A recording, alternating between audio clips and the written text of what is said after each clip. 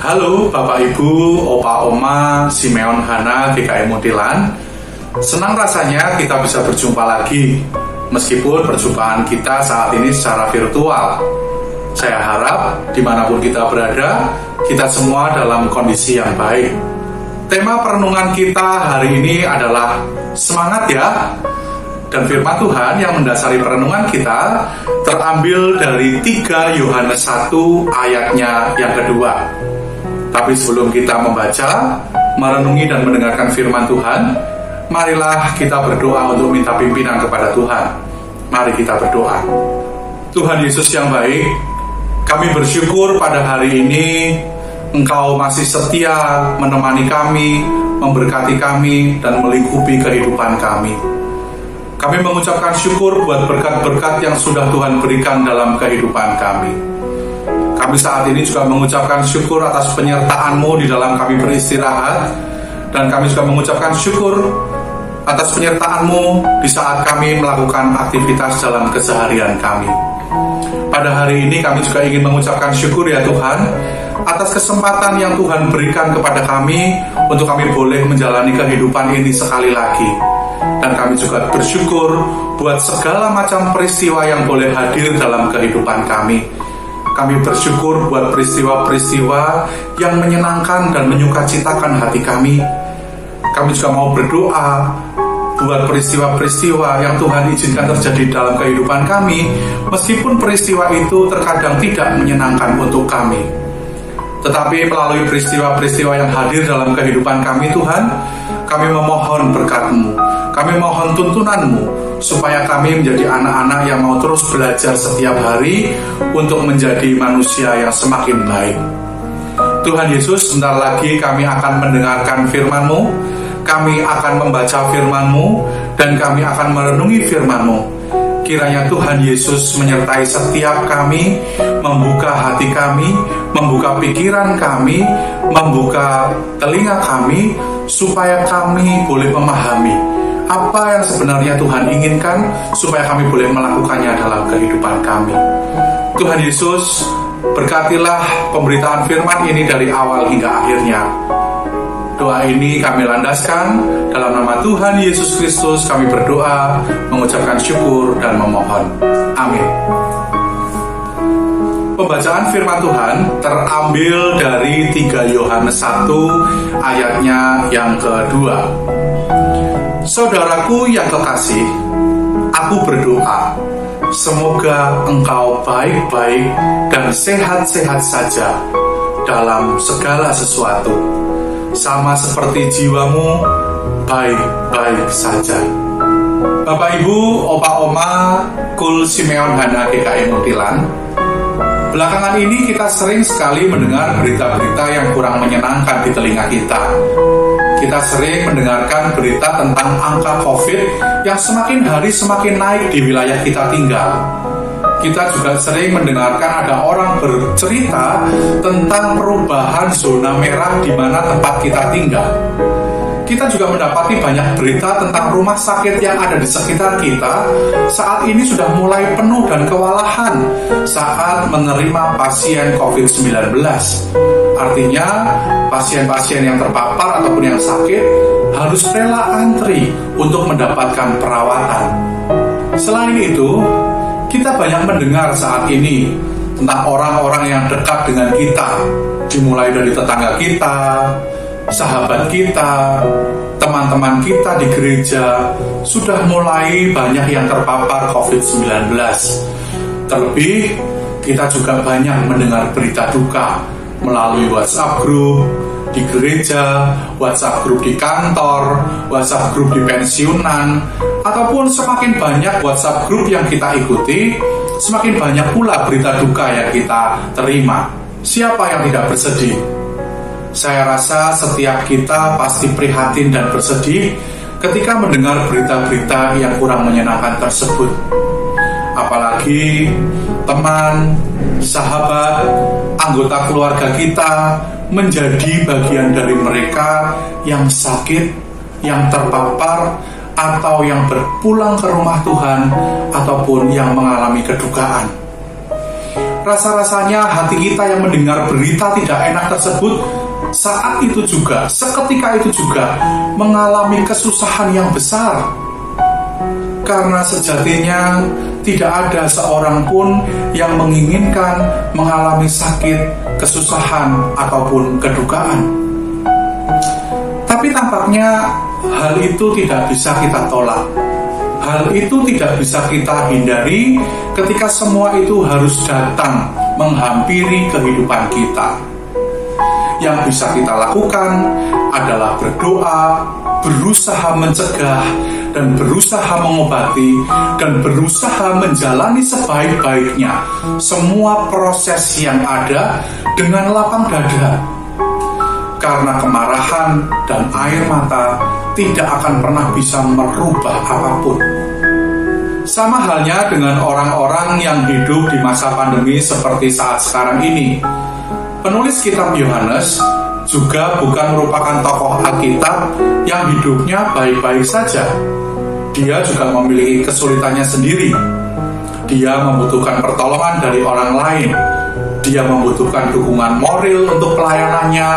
Dia juga membutuhkan tumpangan ketika dia melayani di suatu tempat.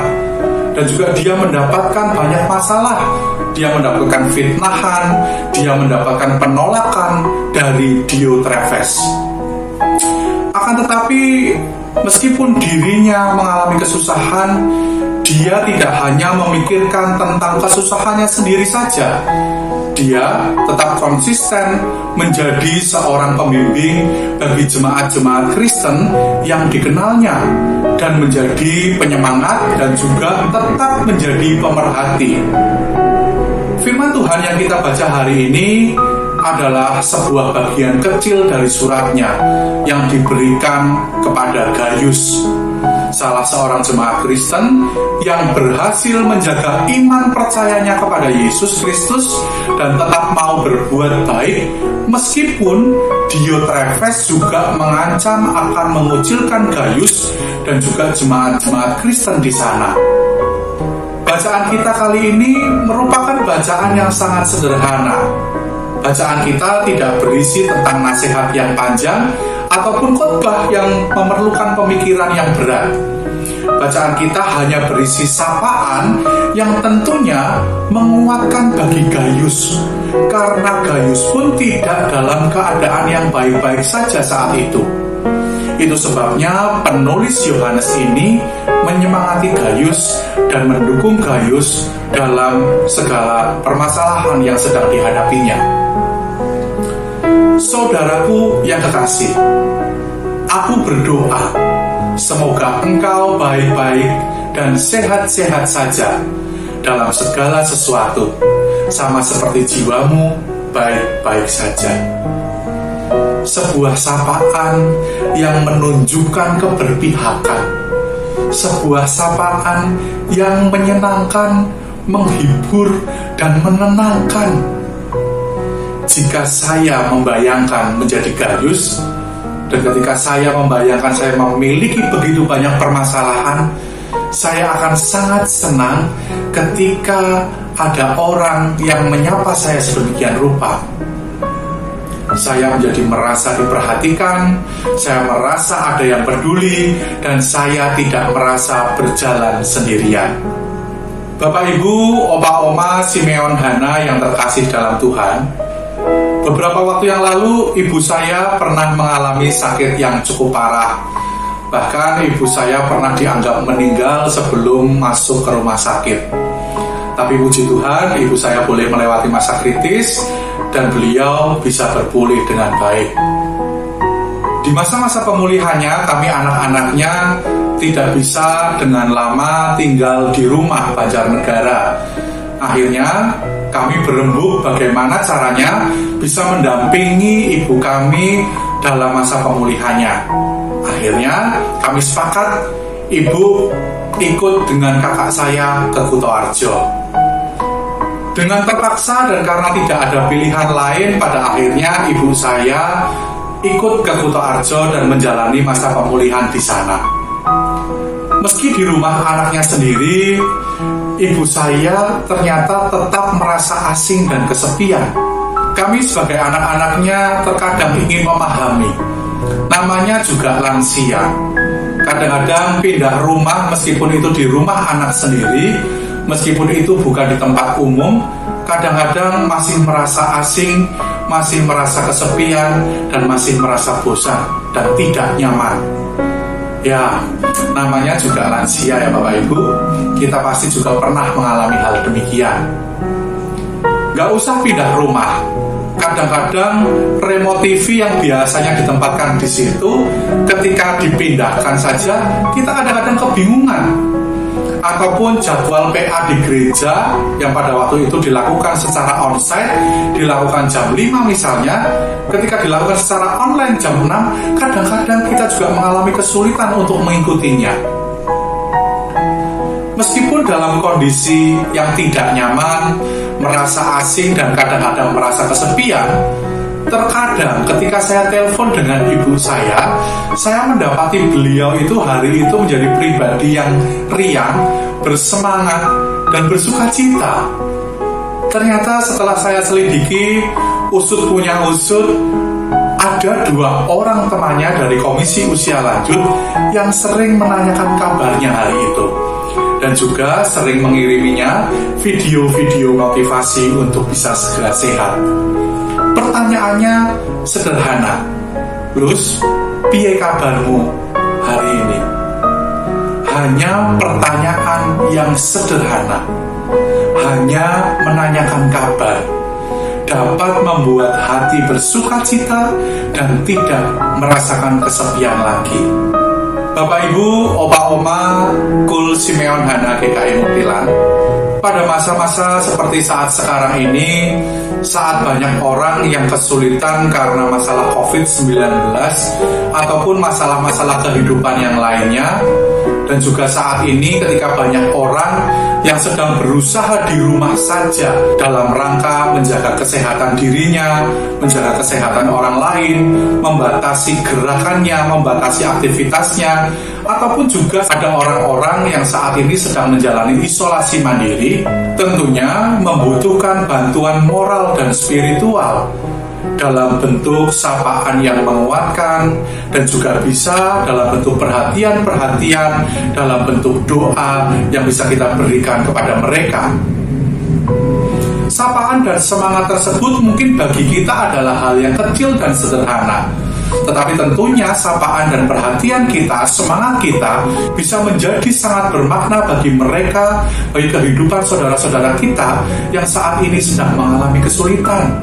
Dengan melihat semangat dari penulis kitab Yohanes yang sudah kita baca hari ini, meskipun dia menyadari bahwa hidupnya tidak lepas dari masalah, tetapi dia terus mau memperhatikan orang-orang dan mendukung orang lain, saya mengajak kepada Bapak Ibu dan Opa dan Oma semuanya untuk mau terlibat bersama-sama menjadi pembawa salam yang hangat dan menyemangati dan juga mendukung sesama kita yang bisa kita jangkau. Demikianlah firman Tuhan yang bisa kita renungkan hari ini. Selamat menjalani hari-hari ke depan dengan penuh rasa syukur, dan tetaplah mengikuti protokol kesehatan. Dengan menjaga diri kita sendiri, kita juga menjaga orang-orang lain yang kita cintai. Selamat berproses dengan Tuhan setiap hari, dan kiranya kita semua dimampukan untuk menjadi pelaku firman yang hidup di dalam kehidupan kita. Amin. Tuhan Yesus memberkati kita semua. Hidup ini adalah kesempatan.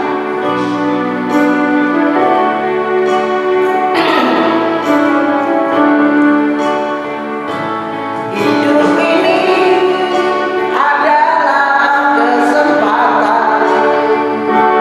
Hidup ini untuk melayani Tuhan. Jangan